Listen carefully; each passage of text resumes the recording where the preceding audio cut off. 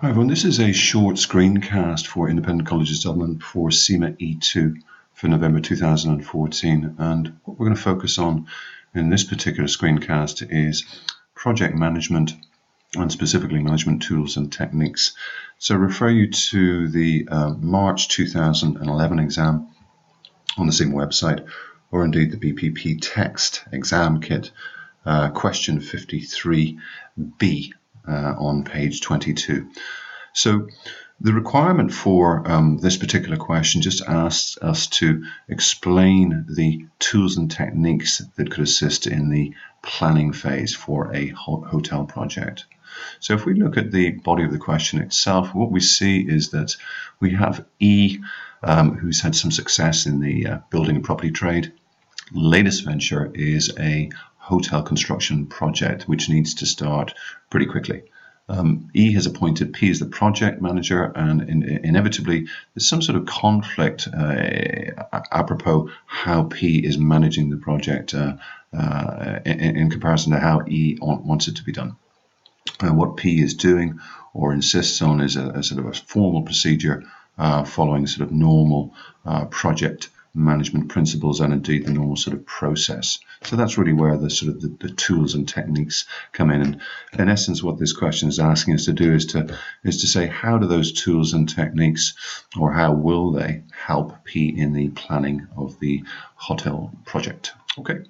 So in terms of the answer here, you'll see that the answer is or indeed has a slightly different layout to the BPP exam kit.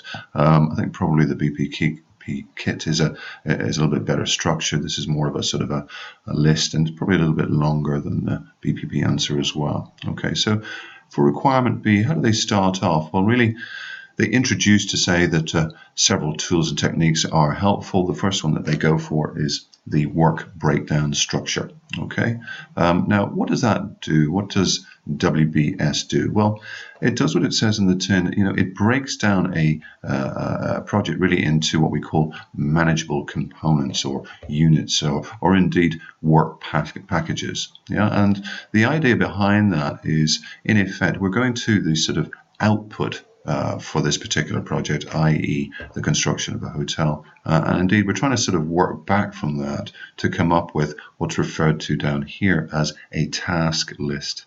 And by having that, what they'll be able to do within this particular entity is to come up with the sort of responsibilities and indeed deliverables and indeed roles as well.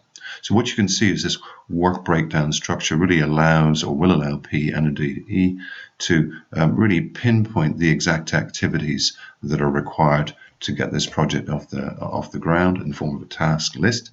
And once they have that, they can assign roles and indeed responsibilities, and that's got to help with planning. Okay.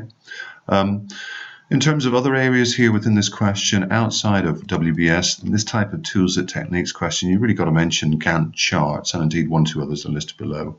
So what's a Gantt chart? Well, really it's just a sort of a visual or indeed graphical way of showing a set of activities within a given project. Okay. Now it doesn't show dependencies or indeed sort of interactions or internal relationships. Really what it does is it enables you to sort of plan time and therefore sort of resource, really planned versus budget. So the idea is that you would have a list of activities and you would have set sort of timescales, or at least budgeted timescales for these, and you would sort of map actual timescales against those budgeted timescales, and that would enable you to plan better, monitor better, etc. Okay. In addition, you'll get a feel for responsibilities for tasks by allocating individuals to each particular task. Okay. Variation around the Gantt chart, pretty simplistic. This one, resource histogram, and all we're looking at there really is, as you would expect, some sort of bar chart that enables us to sort of analyze what resources we need at what time. What some users of this type of particular histogram will do will also plot the sort of the availability of the resource alongside the requirements so that they can sort of plan forward to assess whether or not there are any times, any weeks in particular, where availability is lower than required usage. And what would they do in that instance? Well, they would have to sort of perhaps reallocate resources in some way, shape or form. So essentially, resource histogram is really for scheduling and indeed rescheduling of resources. Now, the big one here in this area is certainly network analysis, or sometimes referred to as critical path analysis. And really all that does is show you what, or intends to show you what the critical path is, and indeed over and above that, you know, the breakdown sequence and dependencies between activities. You know, what we're required to do is really take the information from, you know, the work breakdown structure and just sort of analyze that or set that in some sort of logical sequence where we have estimated times for each activity. And really what we're looking to do is to come up with what we call the critical path. Yeah, so it really on this critical path, these activities along the critical path really can be delayed outside their allotted time, or otherwise the whole project, in this case the hotel project, will be delayed.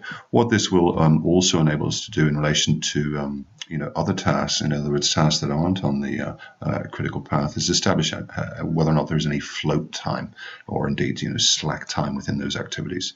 So that's a sort of important one. I'd sort of draw your attention to network analysis, either in terms of a sort of a narrative question, or indeed a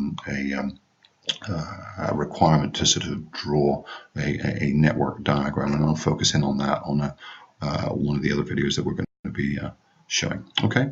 Last technique here, pretty straightforward, sort of extension in one way to sort of CPA or network analysis, this idea of Pert, and really it's just a sort of a technique that you would use that really sort of deals with uncertainty. You know, this idea of uncertainty in your estimates of time, and the way that it addresses that is really sort of using mean times or standard deviations.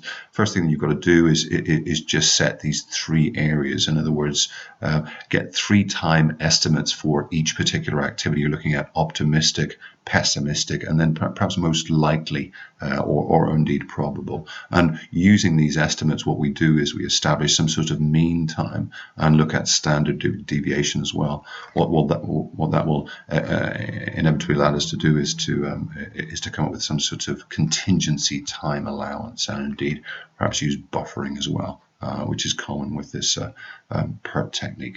Okay, so that's just really a very brief basic intro to tools and techniques. I'd certainly make sure you have a grip on the basics as I've outlined here, and in addition to that, as I've mentioned in relation to network analysis, make sure that you can draw out a network diagram. I mean, that's something that's pretty examinable. Okay, so watch out for our video on that.